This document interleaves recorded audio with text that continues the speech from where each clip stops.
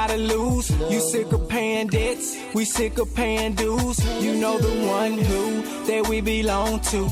So get your hands off our land, please, won't you? I'm living in the city, I'm living in the A. And this is for my people who struggle every day. It's simple mathematics, we learn in first grade. What do these numbers make? It's time to get paid. It's time to break chains. It's time to make a change. Better get your money, brother, and get up out the game. No one can hold me, no one can fold me. I only play this game how my people show me.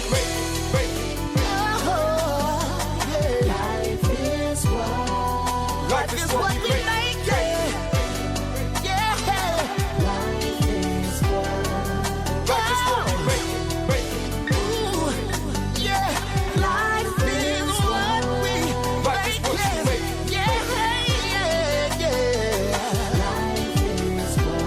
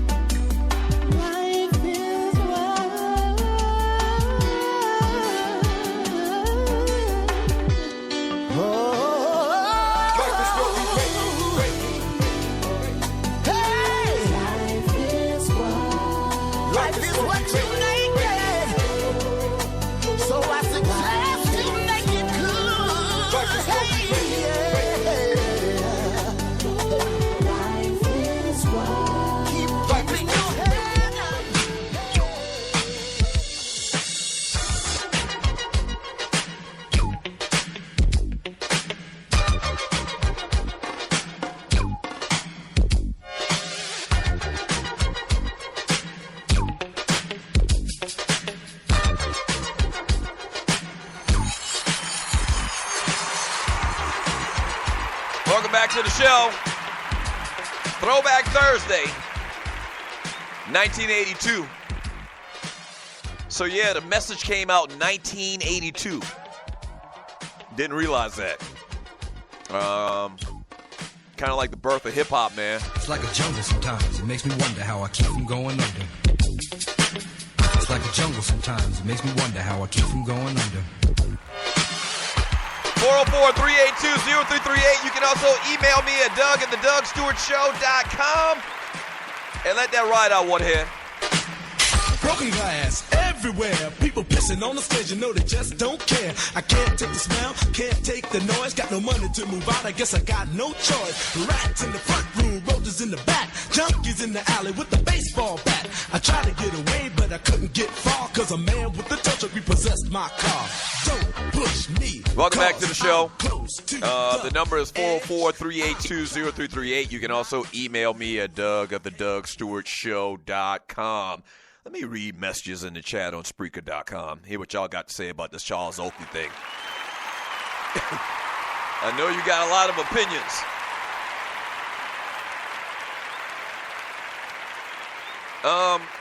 If you're new to the show, once again, go to Spreaker.com. That's speaker with an R. Spreaker.com.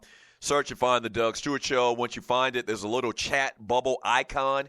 Click on that. I think you have to create an account. It takes like 2 seconds. And then jump into the chat room on Spreaker.com. Once again, if you want to check out my YouTube quick little hits, they're kind of like 3 to 5 to 7 minutes, something like that usually. Go to TDSS on YouTube.com. Excuse me. We've actually got some all the episodes that I've done. So not just the new episode, the new YouTube episodes that I've done over the last couple of weeks where we're trying to do like one every day. I've got the YouTube show that I did for about a year and a half. All of those episodes as well. So you can go back and check out all of that stuff, man. Once again, TDSS on YouTube.com. Hit the little subscribe button so that whenever we drop a new one, you'll be alerted.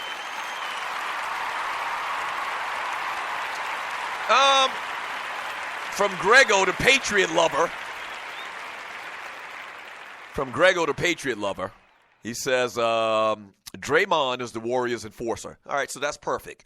I was trying to think of someone today that was the equivalent to Charles Oakley back in the day. Draymond's a little bit different because Draymond has a much better offensive game than Oakley had. You know, Draymond shoots threes and all of that. But, yeah, the tough guy, Draymond Green today for the Golden State Warriors kind of equals Charles Oakley back in the day. Oakley was much more of an enforcer. Draymond's a much better all-around player, I would say. From Juan Cruz, Doc is a smart man. He was not getting close to Oakley, exactly why I gained more respect for Phil last night.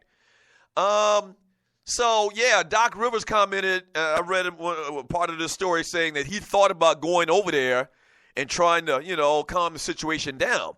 And he thought about it. He was like, what can I do? I'm not going to do anything.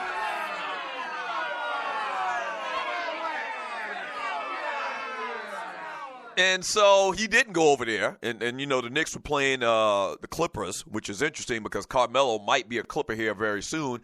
And so Doc says, man, Oakley is the best teammate that he ever had. He's a great guy. And he doesn't think that Oakley would do anything to cause that situation. So Doc Rivers came out in strong support of Charles Oakley last night, man. I thought that was good stuff. From Coach Noy Bramble, he says that type of player doesn't exist anymore. We kind of...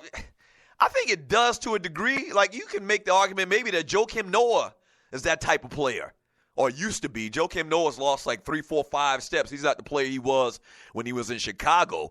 But, yeah, this much more or much less prevalent in 2017 with the term and with a guy that you call the enforcer. Back in the day. It's just a different game now, man. You can't get away with touch fouls, anything like that, man. From Rel the intern, Scott, those dudes are far and few in the NBA nowadays. Goons, exactly.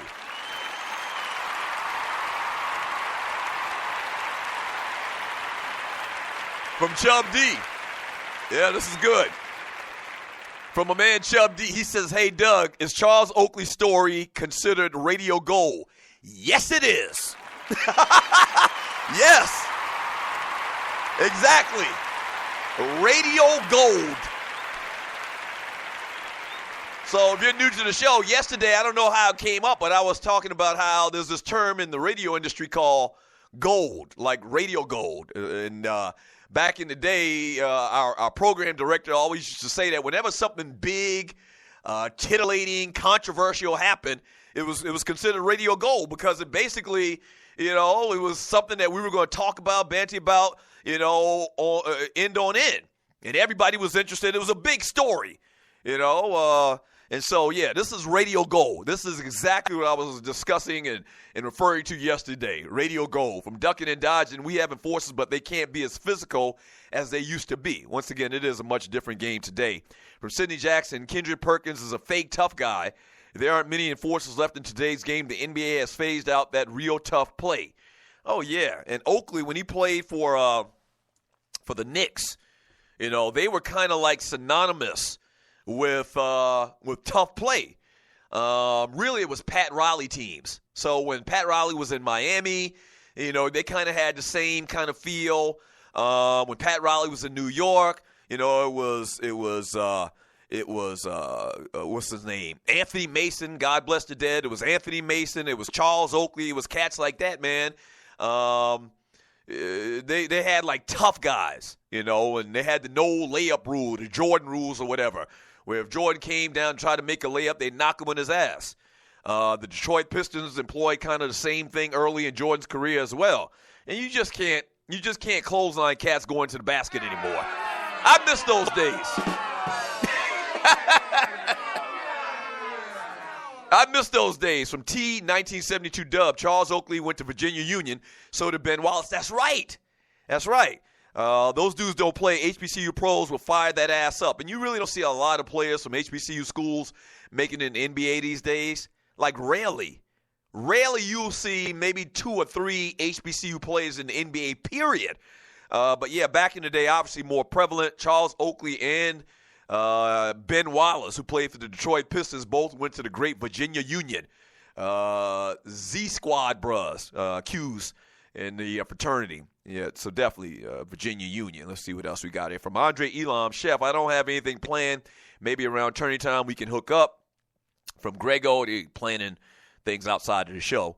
from Grego X Squad. Attention span is short today, Big L. Ain't nobody got time for that. From Big L Squad, the message was 15 minutes long, the greatest rap song of all times. Yeah, maybe.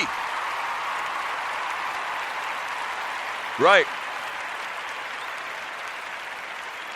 Played the message coming back from the break just now. And you're listening to the Doug Stewart Show. More messages in the chat room from RC, and I'm sure you've seen the video with him bullying and slapping a young Scottie Pippen. From Juan Cruz, no one today is like Oakley. The players today are soft. I would agree with that to a large extent. From Sidney Jackson, he didn't want to break his watch on some fool's jaw.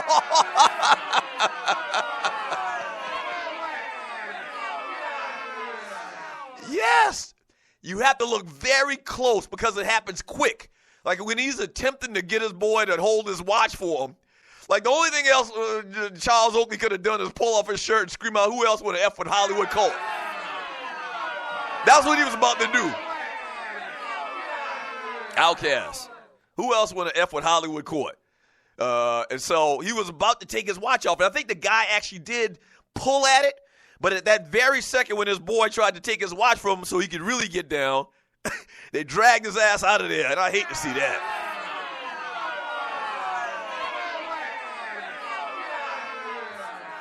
Right. I didn't want to say. I hated seeing that, man. I hate when they drag ninjas off to the jail, to the paddy wagon. And you know that's where he went, right? They threw his ass in the back of a paddy wagon. Because he big. He's a big dude. From Orrin Williams in the chat room on Spreaker.com, and you're listening to the Doug Stewart Show. Oak did exactly what Steve Harvey should have done when surrounded by old white dudes thinking they rough, smacked the ish out of them. From Big Black, I really got a problem saying your name, sir.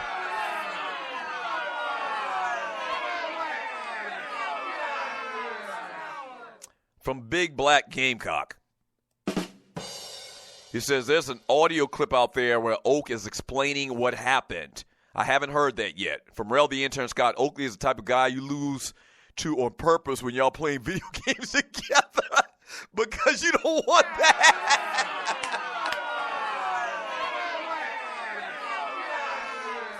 You don't want that slap coming across your face. It's funny you say that. So people from Atlanta that follow Georgia Tech football, you may remember a guy named Jamal Cox. So Cox and my brother were like best friends. And they played together at Georgia Tech in the mid-'90s, early mid-'90s or whatever. But Cox, man, had that Debo-type attitude and Charles Oakley-type attitude. And we used to play video games all the time. And not me, but several times Cox has lost and basically wanted to start fights.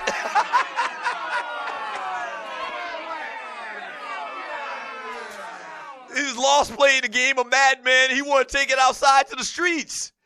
Like, bruh, it's just a video game. Nah. I don't like the way he was talking to me. I don't like the way he was talking to me.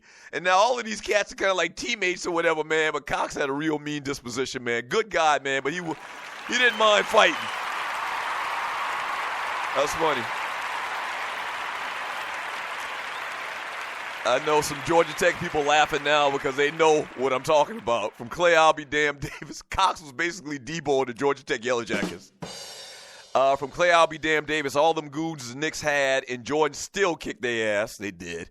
And for people that don't know, for younger people, Charles Oakley played with Michael Jordan the first couple of years Jordan was there in the NBA. Maybe it wasn't the first couple of years, but Oakley played for the Bulls a couple of years with Jordan, and then he left to go to the Knicks, and that was it. Grandmama was also with the Knicks as well. I'm trying to think of all of the guys that made that a tough, branded team. Larry Johnson, a.k.a. Grandmama, was on those Knicks teams as well when Pat Riley was there, man. That was. I mean, whenever you watch the Knicks play during that era, they had Charles Oakley, Anthony Mason,